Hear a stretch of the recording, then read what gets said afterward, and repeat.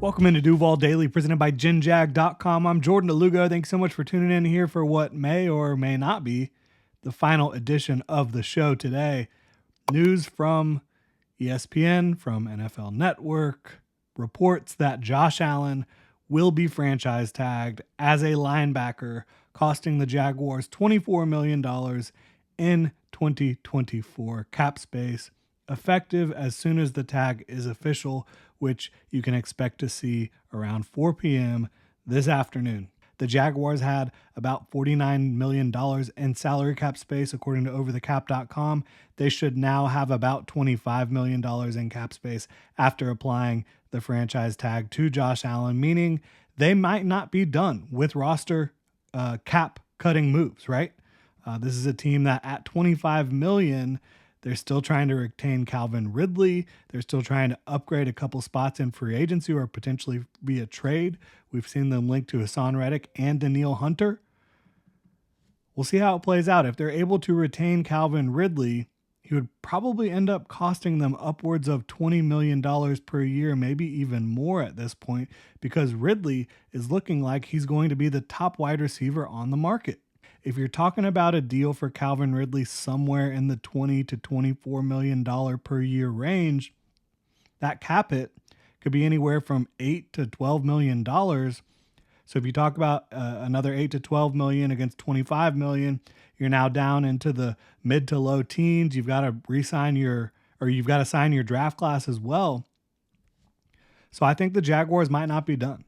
Point being here, right? Cam Robinson, Brandon Sheriff, Foye Oluokun, and Zay Jones remain cut candidates due to the amount of cap savings that it would offer the team, right? Cam Robinson, $17 million, over $17 million in cap savings. Doesn't sound like they're going to move on from him. Balky kind of balked at the idea that Robinson wouldn't be on the team this year last week when he met with the media at the Combine. Brandon Sheriff, according to Mark Long, is expected to be in the team's plans. Foye Oluokun would be shocking, quite frankly, to see the Jaguars move on from him.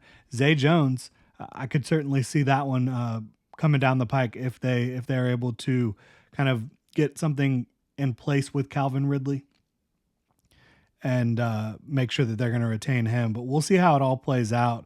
I think the Jaguars may not be done with some of these cap saving moves, because at $25 million in cap space, still trying to re-sign Calvin Ridley, still needing to sign your draft class, still trying to upgrade the roster elsewhere, Jaguars might have more work to do, and that could come in the form of restructures and extensions for some players as well. Now, the Jaguars, they could come to an agreement with Calvin Ridley before the start of the new league year and free agency, which is next week on March 13th, but if he signs on the dotted line prior to the start of the new league year, prior to the start of free agency, it will cost the Jaguars a second-round pick to the Falcons instead of a third from that trade last year before the trade deadline that helped them acquire Ridley, right? Of course, if I was Calvin Ridley or Calvin Ridley's agent, I would strongly recommend he test the market, right? He will be a hot commodity. Maybe the wide receiver 2 for some teams. For a lot of teams, probably the wide receiver 1 on the market. But Ridley has stated his desire to stay in Jacksonville. He does not want to go through the onboarding process again with a new team, learning a new playbook, learning a new locker room in 2024, a new coaching staff. Still, money talks. We know that. We have seen that year over year over year in the NFL. Now, the Jaguars, they will work on a long-term deal with Josh Allen. Just because they have placed the franchise tag on him does not mean they expect him to play on the franchise tag. It is possible that they get that done before the start of free agency, and then they clear up some cap space, because again, the tag is going to hit for $24 million against the cap. If they were able to sign him to a new deal worth $26 to $28 million, that cap hit would be somewhere in the $10 to $12 million range, likely, which would clear up some cap space for them, certainly, for the start of free agency. But recent history with the Jaguars suggests that it could take a lot longer than that for them to sign Josh Allen to a new deal, and this deal is going to be much more lucrative than what they did with Evan Ingram, and that negotiation process took until midsummer last year, well beyond the draft, well beyond the wave 1 of free agency. And then you look the season before, Cam Robinson, he signed with the Jaguars on the franchise tag the day before the NFL draft. well after, again, the first wave of free agency. So potentially this is going to be how it's playing out for the Jaguars with this cap hit of $24 million entering free agency. I doubt he'll report this offseason until a new deal is worked out. I really do. I just can't really see him showing up until the new deal is done. The more prudent move for the Jaguars likely would have been to get a deal done with Josh Allen before the tag deadline and then tag Calvin Ridley. You then sign Calvin Ridley to a new deal once the new league year starts. And you're basically blocking teams from poaching him by having the franchise tag on him. But this is where the Jaguars currently are, right? Trent Baalke, he should have signed Josh Allen last year. Talked about that many times. Josh Allen was a player who has been a consummate professional since arriving in Jacksonville, has expressed his desire to stay in Jacksonville, has been fantastic on the field, fantastic off the field, a team leader, a professional. It was an easy decision, right? Get ahead of the money. And that's what the Jaguars should do this offseason with some of their 2021 draft picks. I doubt they will. We'll see how it plays out. He also should have begun negotiations way earlier this offseason. After fumbling the bag last offseason. He should have begun negotiations earlier this offseason. Heck, he should have begun negotiations during the season. But apparently Trent Baalke has a rule that he doesn't do that, at least based on history.